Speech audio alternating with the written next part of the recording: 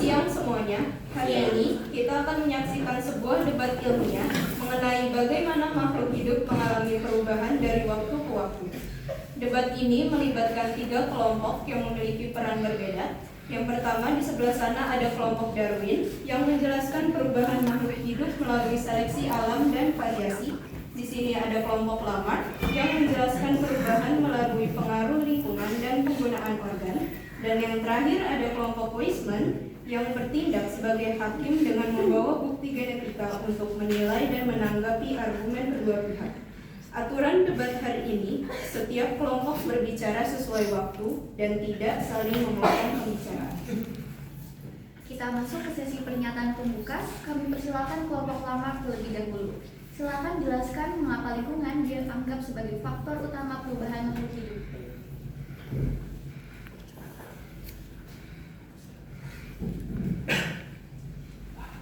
Menurut teori Lamarck, lingkungan merupakan faktor utama perubahan makhluk hidup karena makhluk hidup akan menyesuaikan diri dengan lingkungannya. Organ tubuh yang sering digunakan akan berkembang, sedangkan yang jarang digunakan akan menyusut. Perubahan tersebut kemudian diwariskan kepada keturunannya. Contohnya, leher jerapah menjadi panjang karena nenek moyangnya sering menjulurkan leher untuk meraih daun di pohonan tinggi. Hal inilah yang menunjukkan bahwa lingkungan secara langsung mempengaruhi perubahan makhluk hidup. Terima kasih. Selanjutnya kelompok Darwin, silakan jelaskan bagaimana seleksi alam menjelaskan perubahan makhluk hidup. Baik, terima kasih. Menurut teori Darwin, perubahan makhluk hidup dijelaskan melalui seleksi alam. Dalam suatu populasi terdapat variasi sifat. Ketika lingkungan berubah, individu yang memiliki sifat paling sesuai dengan lingkungan akan bertahan hidup dan berkembang biak. Sedangkan yang tidak sesuai akan tersingkir. Sifat yang menguntungkan tersebut kemudian diwariskan kepada generasi berikutnya, sehingga dalam jangka waktu lama terjadi perubahan pada populasi makhluk hidup. Baik, terima kasih. Terakhir kelompok Weismann sebagai hakim, silakan jelaskan secara singkat peran genetika dalam warisan sifat. Terima kasih. Berdasarkan teori plasma, Weismann menyatakan bahwa warisan sifat yang terjadi melalui sel kelamin, bukan melalui perubahan tubuh akibat lingkungan. Jadi perubahan yang dialami tubuh selama hidup, seperti otot yang membesar dan latihan, tidak dapat diwariskan. Hal ini menegaskan bahwa genetika memiliki peran utama dalam mewariskan sifat, dan perubahan makhluk hidup hanya dapat diwariskan jika terjadi pada materi genetis. Baik, terima kasih. Selanjutnya kita masuk ke sesi adu argumen antara kelompok Darwin dan kelompok Lamarck. Kasus yang akan dibahas adalah fenomena jerapah berleher panjang. Kami persilakan kelompok Lamarck terlebih dahulu untuk menyampaikan pendapatnya. Terima kasih. Menurut teori Lamarck, jerapah berleher panjang terjadi karena pengaruh lingkungan. Nenek moyang jerapah hidup di lingkungan dengan sumber makanan yang berada di pohon tinggi, sehingga mereka sering menjulurkan leher untuk mencapai daun. Akibat penggunaan yang terus-menerus, leher jerapah menjadi semakin panjang. Perubahan ini kemudian diwariskan kepada keturunan, sehingga dari generasi ke generasi leher jerapah menjadi semakin panjang. Terima kasih. Namun demikian, fenomena jerapah berleher panjang menunjukkan bahwa lingkungan dan kebiasaan hidup berperan langsung dalam perubahan makhluk hidup. Terima kasih. Selanjutnya, kelompok Darwin akan menanggapi. Baik, terima kasih. Menurut teori Darwin, fenomena jerapah berleher panjang tidak terjadi karena memanjang sering digunakan, tetapi karena variasi alami dari jerapah yang dari populasi jerapah yang sejak awal terdapat jerapah dengan leher yang lebih pendek ataupun leher yang lebih panjang. Ketika sumber makanan dari pohon yang lebih tinggi, jerapah yang berleher panjang lebih mampu bertahan hidup dan memperoleh makanan. Mereka memiliki peluang lebih besar untuk hidup lebih lama dan berkembang biak.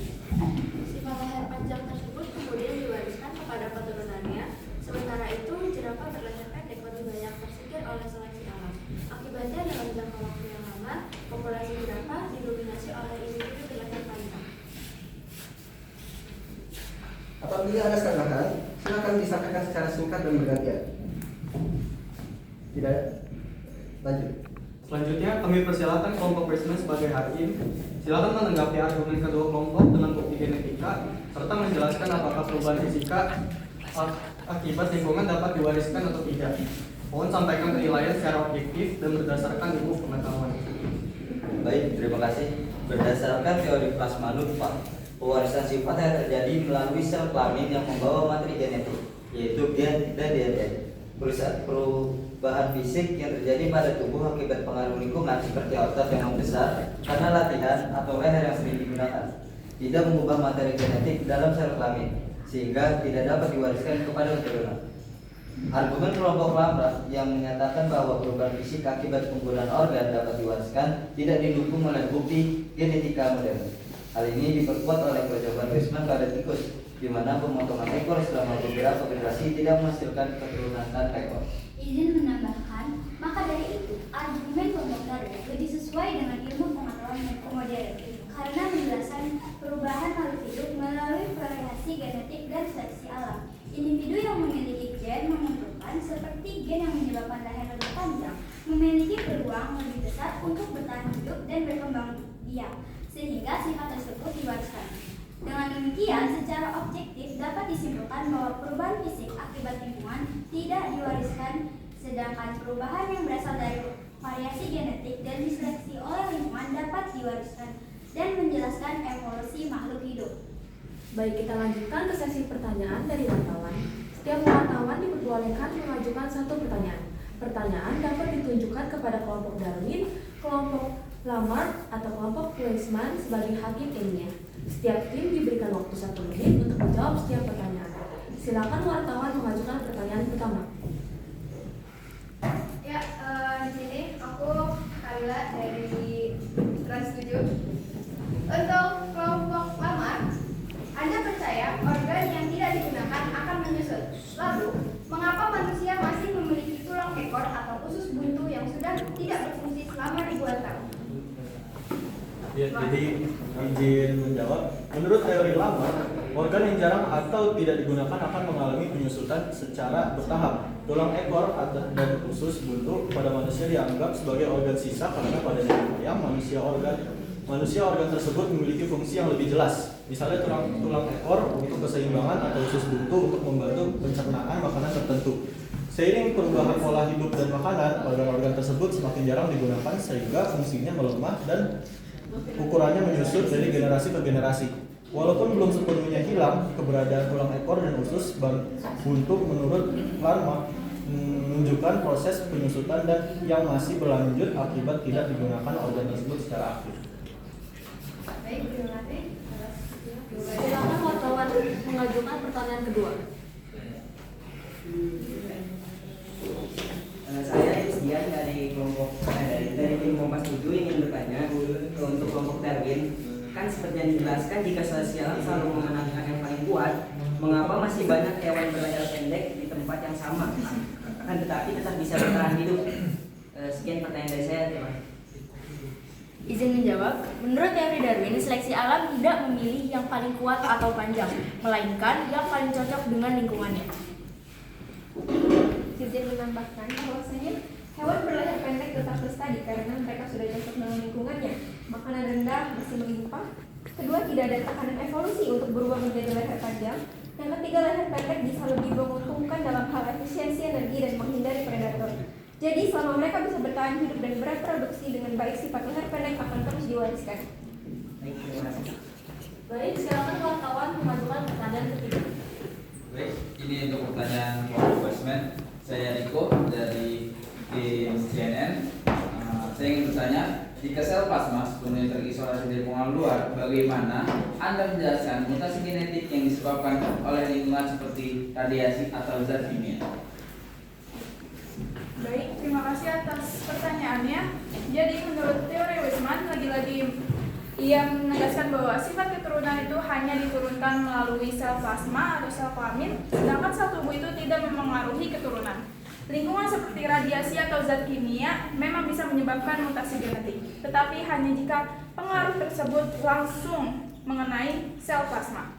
Jadi bukan perubahan fisik atau kebiasaan seseorang yang diwariskan, melainkan perubahan pada DNA sel plasma akibat faktor lingkungan. Mutasi inilah yang kemudian dapat diturunkan kepada keturunan dan memengaruhi evolusi. Terima kasih. Baik, kita telah sampai pada sesi pertanyaan penutup. Kami persilakan untuk kelompok Darwin menyampaikan kesimpulan singkat. Baik, terima kasih. Kesimpulan kami, fenomena jerapah berleher panjang paling tepat dijelaskan melalui seleksi alam. Variasi genetik dalam populasi menyebabkan sebagian jerapah memiliki leher lebih panjang, sedangkan lebih mampu bertahan hidup dan berkembang biak. Sifat tersebut kemudian diwariskan dan dalam jangka panjang mendominasi populasi. Teori ini didukung oleh bukti ilmiah dan genetika modern. Terima kasih. Selanjutnya, kelompok lama. Terima kasih. Kami menyimpulkan bahwa lingkungan berperan penting dalam mendorong perubahan makhluk hidup. Kebutuhan untuk menyesuaikan diri seperti menjangkau makanan di tempat tidur menyebabkan perubahan pada organ tubuh. Meskipun teori ini merupakan pemikiran awal, kami menekankan bahwa lingkungan tetap menjadi faktor pendorong adaptasi makhluk hidup. Baik, yang terakhir, kelompok Wisman sebagai hakik ilmiah, silakan menyampaikan kesimpulan akhir berdasarkan bukti genetik. Baik, terima kasih. Berdasarkan bukti genetika, warisan sifat hanya terjadi melalui gen dalam sel kelamin. Perubahan fisik akibat pengaruh lingkungan tidak diwariskan. Oleh karena itu, penjelasan yang paling sesuai dengan ilmu pengetahuan modern adalah teori Darwin yang didukung oleh genetika. Teori Lamarck memiliki nilai historis tetapi tidak didukung oleh bukti ilmiah saat ini. Dengan demikian, evolusi makhluk hidup dijelaskan oleh variasi genetik dan seleksi alam. Dari debat hari ini kita dapat memahami bahwa teori Lamarck menekankan pengaruh lingkungan, teori Darwin menekankan seleksi alam, dan teori Weismann menegaskan bahwa sifat diwariskan melalui gen, bukan perubahan fisik yang diperoleh. Peran ketiga kelompok menunjukkan bagaimana ilmu pengetahuan berkembang melalui perdebatan dan pembuktian. Terima kasih kepada seluruh peserta debat dan wartawan yang telah berpartisipasi debat ilmiah hari ini. Secara resmi saya nyatakan selesai.